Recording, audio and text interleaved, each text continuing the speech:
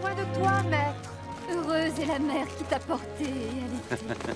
Heureux plutôt ceux qui écoutent la parole de Dieu et qui l'observent.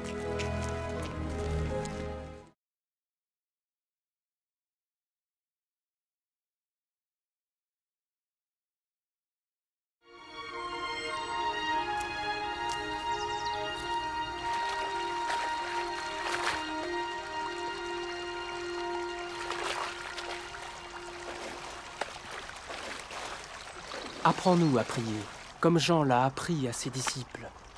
Quand vous priez, dites « Notre Père qui es aux cieux, que ton nom soit sanctifié, que ton règne vienne, que ta volonté soit faite sur la terre comme au ciel. Donne-nous chaque jour notre pain quotidien. Pardonne-nous nos offenses, comme nous pardonnons aussi à ceux qui nous ont offensés. Protège-nous contre la tentation et délivre-nous du mal. »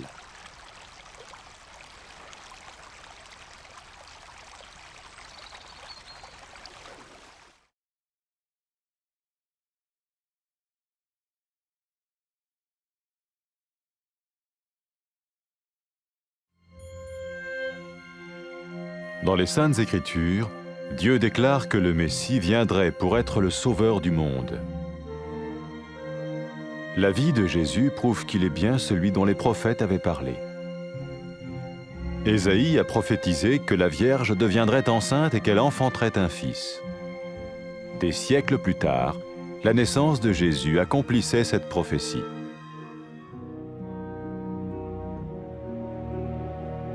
Les Saintes Écritures déclaraient que le saint à naître serait appelé le Fils de Dieu. Cela signifiait que Jésus serait le Fils de Dieu au sens spirituel et non au sens physique. Nous le voyons par sa manière de vivre. Il a guéri des malades, il a pardonné leurs péchés, les a ramenés à Dieu et leur a promis une place dans le royaume éternel de Dieu. Il s'est offert lui-même en sacrifice pour le péché à leur place. Puis il est revenu à la vie, victorieux sur la mort selon le plan de Dieu. Jésus a dit « Personne ne me prend la vie, mais je la donne de ma propre volonté. » La vie de Jésus n'a pas seulement accompli les écrits des prophètes, mais elle a aussi confirmé la vérité de la sainte parole de Dieu. Les prophètes avaient écrit « Ta parole, ô mon Dieu, est parfaite, elle dure à toujours. » Jésus lui-même a dit « Le ciel et la terre disparaîtront, tandis que mes paroles ne disparaîtront jamais. » Jésus est venu pour nous donner la vie dans toute sa plénitude. Et quand l'homme a désobéi à Dieu dans le jardin d'Éden, il a choisi sa propre voie et ses actions l'ont séparé du Créateur.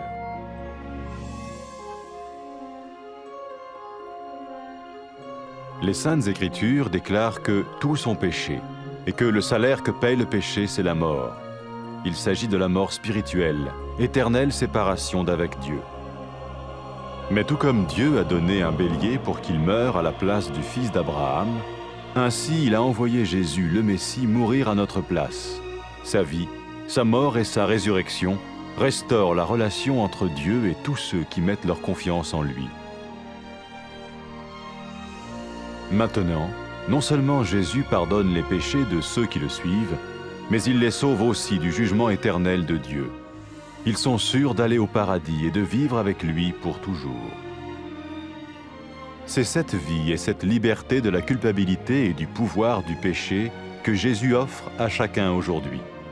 Cela ne veut pas dire suivre une religion, mais choisir d'avoir foi en Jésus qui dit « Je me tiens à la porte et je frappe. Si quelqu'un entend ma voix et ouvre la porte, j'entrerai chez lui. » Cela veut dire se tourner vers Dieu et croire que Jésus vient dans nos vies pardonner nos péchés et nous rendre tels qu'il veut que nous soyons. Il ne suffit pas d'approuver intellectuellement ce qu'il dit, ni de vivre une expérience émotionnelle. Nous le recevons par grâce, au moyen de la foi, par un acte de notre volonté. Lorsque quelqu'un est prêt à suivre Jésus le Messie, il peut lui parler par une simple prière. Peut-être êtes-vous prêt maintenant à ouvrir votre vie à Dieu. Si oui, vous pouvez vous joindre à la prière suivante, silencieusement. dans votre cœur. Seigneur Jésus, j'ai besoin de toi. Merci d'être mort sur la croix pour mes péchés.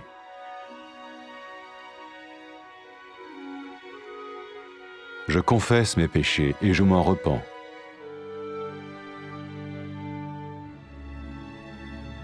Je t'ouvre la porte de ma vie et je te reçois comme mon Sauveur et Seigneur.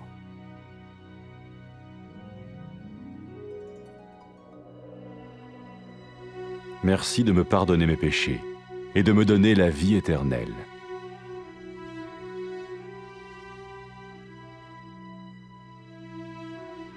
Fais de moi le genre de personne que tu veux que je sois. Maintenant que je deviens l'un de ceux qui te suivent. Amen.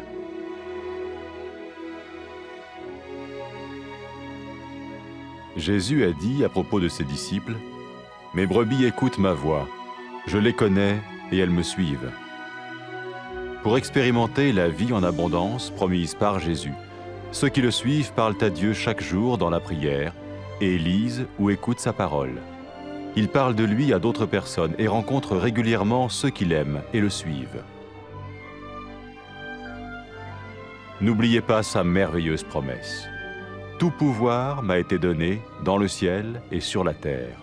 Et sachez-le, je vais être avec vous tous les jours, jusqu'à la fin du monde.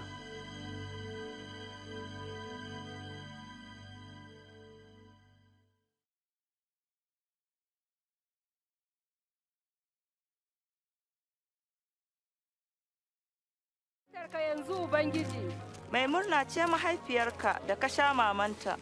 Albarka ta tabbata ga masu jin maganar Allah, suna kiyayewa.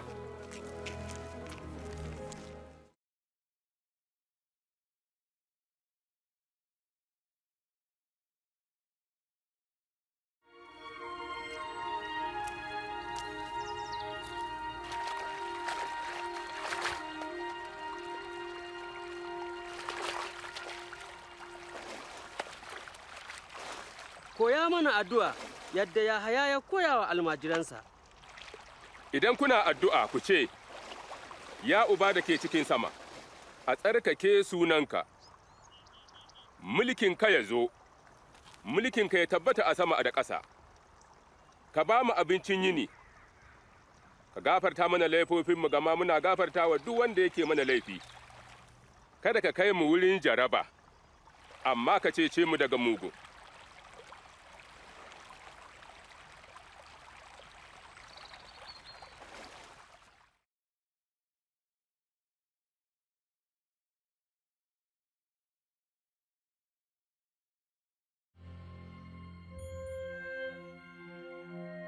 Cikin littafi mai tsarki Allah ya shaida almasihu zai zo ya ceci dukkan duniya. Rayuwar Yesu ta shaida lallai shine annabawa suka yi zancen zuwansa. Annabi Ishaya ya ce, wata budurwa za ta yi ciki ta haifi ɗa. Bayan shekaru da dama haihuwar Yesu ta cika wannan annabcin. Littafi mai tsarki ya ce mai tsarkin nan da za a haifa za a ce da shi ɗan Allah. Wato za a kira Yesu ɗan Allah ba ɗa na jiki ba amma ɗa na ruhu. Hakan ya bayyana ta wurin rayuwarsa. Ya warkar da masu cuta. Ya gafarta zunubansu, ya shirya su da Allah. Ya kuma alkawarta musu mulkin Allah na har abada. Ya ba da kansa hadaya domin zunubansu, ya tashi daga matattu.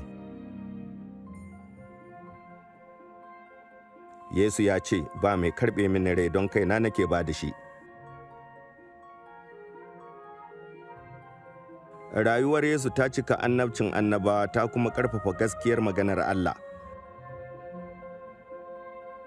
Annabawa sun shaida cewa maganar abar dogara ce kuma tabbatacciya ce ya Ubangiji. Yesu ya ce, sama da ƙasa za su shuɗe amma magana ta ba za ta shuɗe ba.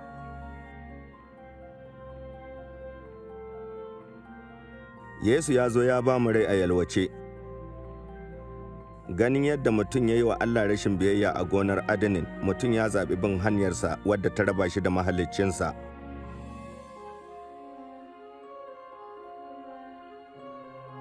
Littafi mai tsarki ya ce, ‘yan Adam duka sun yi zunubi, sakamakon zunubi ko mutuwa ne, wato mutuwa ta ruhu kenan. Kamar yadda Allah ya tanada rago a maimakon ɗan Ibrahim, haka Allah ya aiko almasihu ya mutu a madadinmu. Rayuwa da mutuwa da tashinsa sun mai da dangantaka tsakanin Allah da masu dogara ga Yesu.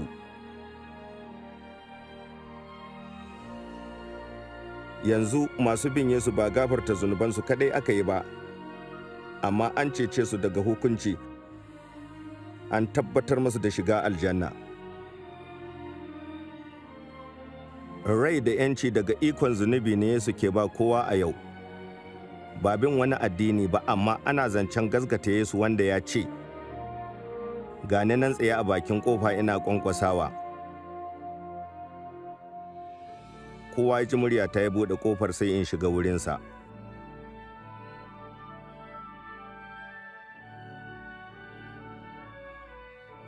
Ana nufin mu juyo ga Allah, mu dogara ga Yesu ya shigo zukatanmu, ya gafarta mana, ya maishe mu karɓaɓɓu gare shi, ba abin marmari ko tunaninsa a zuciya kaɗai ba.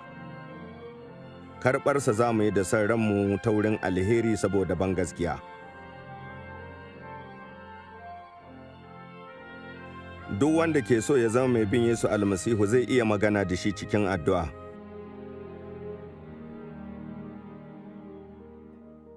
Mai yiwuwa kana shirye ka buɗe ƙofar zuciyarka, za ka iya yin wannan addu'ar a cikin zuciyarka. Ya Yesu, ina buƙatar ka. Na gode da mutuwar da ka yi don zunubaina.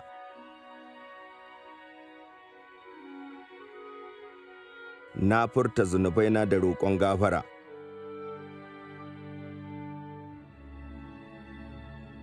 Na buɗe zuciyata, na karɓe ka zama mai cetona da Ubangijina.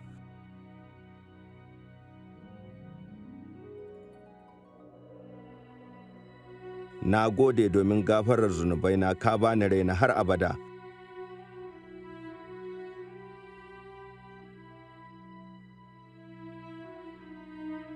Ka maishe ni irin mutumin da kake so.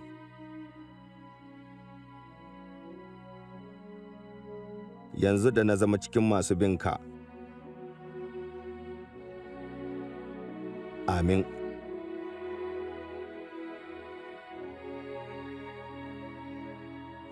Yesu ya yi magana kan masu binsa da cewa, "Tumakina sun san muryata, na san su suna bina."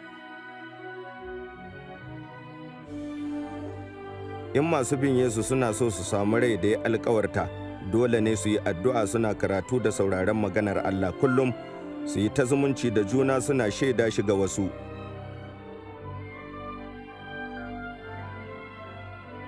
Tuna da alkawarinsa cewa, "An mallaka mini dukkan iko a sama da ƙasa, gashi ni kuma ina tare da ku har matuƙar zamani."